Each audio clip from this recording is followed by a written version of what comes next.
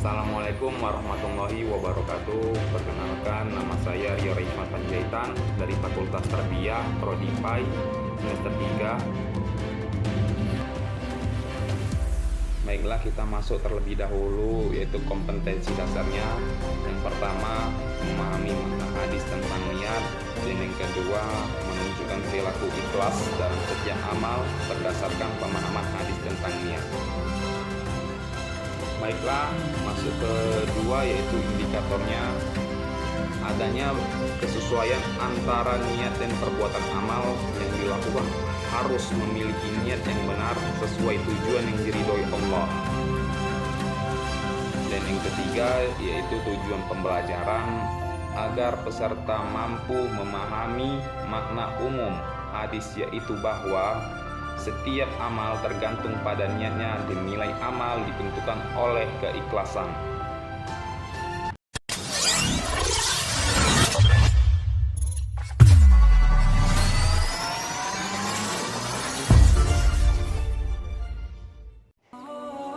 Assalamualaikum warahmatullahi wabarakatuh.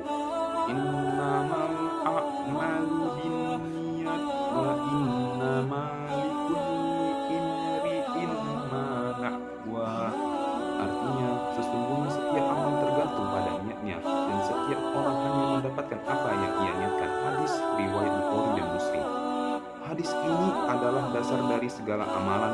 Para ulama bahkan mengatakan bahwa hadis ini adalah sepertiga agama, karena semua amalan tidak akan bernilai kecuali dengan niat yang benar. Yang pertama, niat menentukan sah atau tidaknya amal. Sholat tanpa niat tidak sah, puasa tanpa niat tidak diterima. Semua ibadah harus dimulai dari hati yang sadar bahwa kita melakukannya hanya untuk Allah Subhanahu wa Ta'ala. Maka sebelum melakukan ibadah, teruskanlah niat agar amal yang kita kerjakan tidak sia-sia. Yang kedua, niat menentukan nilai di sisi Allah. Amalan fisiknya bisa saja sama, tetapi nilainya berbeda. Dua orang yang sama-sama bersedekah 1.000 rupiah, yang satu ikhlas karena Allah, yang satu ingin dipuji. Di sisi manusia mungkin sama, tetapi di sisi Allah niatnya sangat berbeda, karena niatlah yang menentukannya. Ketiga, niat mengubah hal biasa menjadi ibadah. Makanan untuk bertenaga agar beribadah itu jadi ibadah. Belajar untuk menuntut ilmu karena Allah itu jadi ibadah.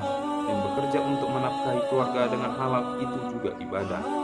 Begitulah keajaiban niat. Sesuatu yang sederhana dapat berubah menjadi pahala besar ketika disertai niat yang baik.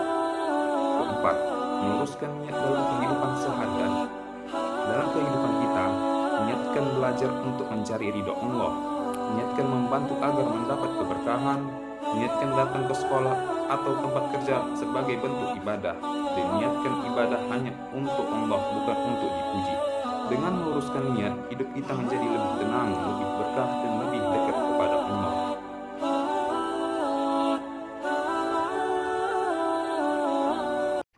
Jadi, kesimpulan pembelajaran hadis innamal a'malu binniyat adalah niat adalah penentu nilai amal. Setiap perbuatan bergantung pada niatnya, baik buruknya amal ditentukan oleh tujuan hati pelakunya.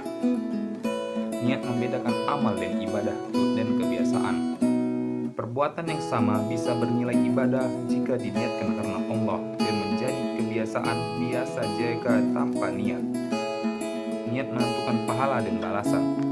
Seseorang mendapat balasan sesuai dengan apa yang ia niatkan, bukan sekedar apa yang ia lakukan. Niat menjadi dasar keikhlasan. Hadis ini mengajarkan pentingnya melakukan setiap amal dengan ikhlas hanya karena Allah, bukan karena ria atau mencari pujian. Niat wajib dalam ibadah. Banyak ibadah tidak sah tanpa niat, seperti sholat, puasa, dan wudhu, menunjukkan fungsi niat sebagai pilar utama ibadah. Hadis ini menjadi fondasi seluruh ajaran Islam.